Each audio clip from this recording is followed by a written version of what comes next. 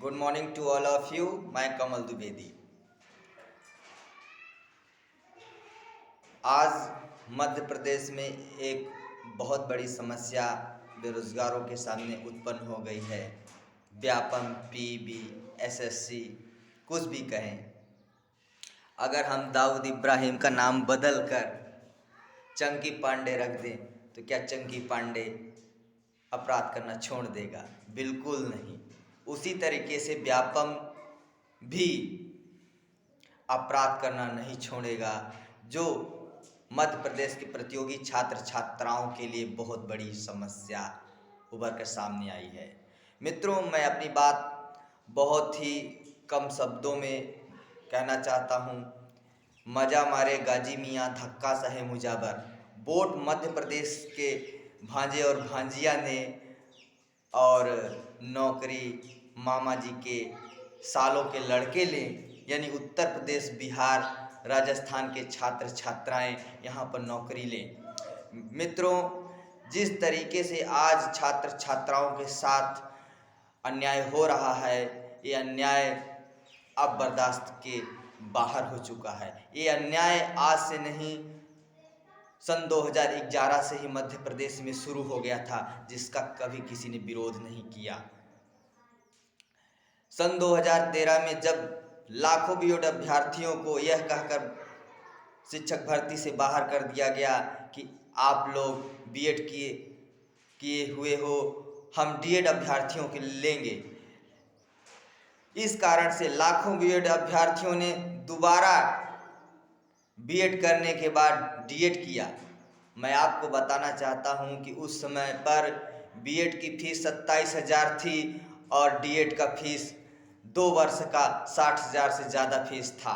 दूसरी बात यह कि बीएड 1 वर्ष का पाठ्यक्रम था और डीएड 2 वर्ष का पाठ्यक्रम था।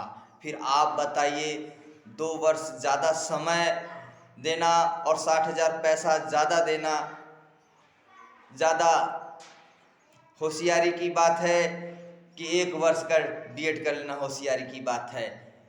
इस कारण से हमारे मध्य प्रदेश के प्रतियोगी छात्र छात्राओं ने 2013 के बाद लाखों अभ्यर्थियों ने बीएड ना करके डीएड कर लिया।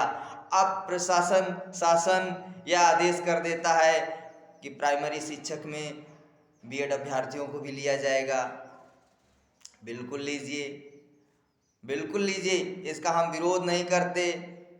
उसमें उन्होंने कहा कि हम इनको ब्रिज कोर्स करेंगे।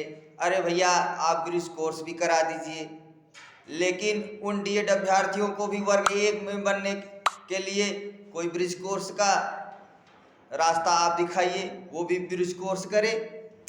दूसरी चीज़ ये है कि एनसीटी द्वारा रूल पारित किया गया था 2011 में कि वर्ष में 1 बार टीटी कराना अनिवार्य है। राज्य चाहे तो इसे 2 बार भी करा सकती है, लेकिन मध्य प्रदेश सरकार ने 2011 के बाद सीधे 2022 में टीटी कराया और भी पीबी द्वारा भ्रष्टाचार हो गया। इसकी जिम्मेदारी कौन लेगा? तीसरी बात यह है कि सभी राज्यों में सीटेट को मान्य किया गया है। हमारे मध्य प्रदेश राज्य में इसकी तो चर्चा ही नहीं हो रही है, जो कि छात्रों के साथ भारी अन्याय है। बात इतनी नहीं रुक रही है। उत्तर प्रदेश, राजस्थान, दिल्ली, हरियाणा, पंजाब, सारे राज्यों ने 2011 से जितनी भी टीटियां हुई उसको लाइफ टाइम कर दिया, उसकी वैधता लाइफ टाइम कर दिया, लेकिन मध्य प्रदेश में इसकी चर्चा ही नहीं हो रही है। जिसको छात्रों को कोर्ट केस करना चाहिए, हाई कोर्ट जाना चाहिए, सुप्रीम कोर्ट जाना चाहिए, यहाँ का छात्र भी ठंडा है, कुछ कर नहीं रहा है। कोचिंग वाले इंदौर भोपाल वाले भी इनको गाइड नहीं कर रहे हैं, उनको खुद ही नहीं पता है। तो मध्य प्रदेश के छात्रों के साथ जो अन्याय हो रहा है अब बर्दाश्त के बाहर है। और अब सबसे बड़ी समस्या ये उभर के आई कि जो वर्ग 3 का पेपर हुआ, बता रहे हैं कि उसमें चांद से पेपर आ रहा है, GSLV PSLV पता नहीं क्या क्या आ रहा है, वो तो पेपर देने वाले ही जानते होंगे। मित्रों, अगर मैं ये पूछूं नीट के छात्र से या IIT के छात्र से कि बताओ वो कौन सी औरत थी जिसने पृथ्वीराज चौहान और मोहम्मद गौरी दोनों को युद्ध में हराया था, तो आप बताइए नीट का छात्र और IIT का छात्र पागल नहीं हो जाएगा? और वो कहेगा कि ये तो हमारे सिलेबस में ही नहीं है। अरे भैया, कहाँ नहीं सिलेबस में है? आपने कक्षा 1 से 10 तक पढ़ा तो आपने हिस्ट्री, ज्योग्राफी, फिलॉसफी नहीं पढ़ा? बताइए। तो उसी तरीके से इनसे भी ऐसा प्रश्न पूछा जाए, जब ये आपके हाई स्कूल इंटर से जो नीट और IIT में प्रश्न पूछे जाएंगे, तो जाहिर सी बात है आँख का ऑपरेशन वो आर्ट बैकग्राउंड वाला तो अच्छा करेगा नहीं, साइंस बैकग्राउंड वाला ही करेगा। तो जब वो साइंस वाला रह ही नहीं जाएगा, आर्ट वाला करेगा, तो आँख डिस्टर्ब हो जाएगी। उसी तरीके से जो इंजीनियर का छात्र है, जब उसमें आर्ट का छात्र घुस जाएगा, फिलॉसफी का छात्र घुस जाएगा, तो मशीनों का निर्माण कौन करेगा? आपका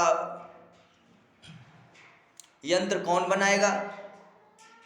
आर्ट वाला तो बनाएगा नहीं, आर्ट वाला अपने विषय का ज्ञाता है। उसी तरीके से जिस तरीके से मध्य प्रदेश में कहा गया था कि कक्षा 1 से 5 तक का सिलेबस रहेगा और उसका कठिनाई स्तर हाई स्कूल रहेगा, फिर मुझे ये नहीं समझ में आता कि आप चांद का सवाल क्यों पूछ रहे हो, आप अंतरिक्ष का सवाल क्यों पूछ रहे हो?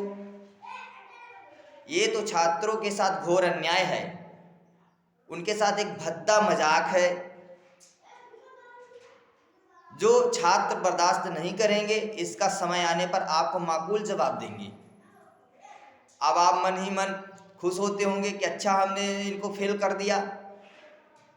आपने इनको फेल नहीं किया, आप स्वयं फेल होने वाले हो, क्योंकि अति का अंत अवश्य होता है। अब आप लोग PV वाले अति कर रहे हो, जिसका इस देश की जनता, मध्य प्रदेश के प्रतियोगी छात्र जवाब जरूर देंगे। अब यहाँ का प्रतियोगी छात्र जाग उठा है, अन्याय नहीं सहेगा। जिस तरीके से आप मीडिया को कब्जा में ले लिए हो, पुलिस बल का प्रयोग करते हो। अभी हमारे एक भाई साहब सतीश कुमार तिवारी ने फोन करके बताया कि मैं आर्मी में था और पुलिस में परीक्षा दिया था और मेरा रिजर्वेशन 10% कोटा ही समाप्त कर दिया गया। पुलिस भर्ती का एग्जाम का रिजल्ट आया, उसमें नॉर्मलाइजेशन की क्या प्रक्रिया है उसे स्पष्ट नहीं। हमारे मित्र हैं ज्वाला प्रसाद कुशवाहा, सुबह देखे रिजल्ट तो क्वालिफाई, शाम को देखे तो डिस्क्वालीफाई। वही हमने देखा कि कल यूट्यूब में अदिति सिंह एकेडमी के कई छात्र थे जिन्होंने पुलिस में 72 नंबर पाए और 66 नंबर पाने वाला क्वालिफाई, 72 वाला डिस्क्वालीफाई। वहीं मैंने देखा कि एक ऐसी महिला थी जो 92 नंबर पाई थी, वो डिस्क्वालीफाई, और नीचे वाले क्वालिफाई।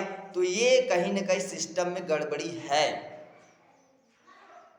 जिसका विरोध करना चाहिए और सरकार को इसमें मंथन करना चाहिए, चिंतन करना चाहिए। और सरकार को ये चाहिए कि पुलिस का परीक्षा और TT का परीक्षा स्थगित करा के इसको ऑफलाइन कराना चाहिए और एक दिन एक समय एक पेपर कराए। और पेपर कराए 10 राज्य जो आपके हिंदी मीडियम छात्र, हिंदी भाषी जो स्टेट हैं, UP, बिहार, दिल्ली वगैरह, जो राजस्थान के, उनसे मिलता जुलता आप प्रश्न बनाइए। आप बड़े स्पेशल हो ना, तो आप उत्तर प्रदेश कितना आपका प्रदेश जागरूक है, ना तो राजस्थान कितना जागरूक है, ना तो दिल्ली कितना जागरूक है। तो आप लोग सिर्फ यहाँ के छात्र को बेवकूफ़ बनाते हो। लेकिन मैं आपको ये बताना चाहता हूँ कि अब यहाँ का छात्र जाग उठा है, आंदोलन करेगा, सड़कों पे करेगा, भोपाल में करेगा, आपके मंत्री मिनिस्टरों के घर में जाके करेगा, कलेक्ट्रेट में करेगा, एसडीएम के यहाँ करेगा, लेकिन आपसे डरेगा नहीं। ये बात आप ध्यान रख लीजिए। जय हिंद, जय भारत।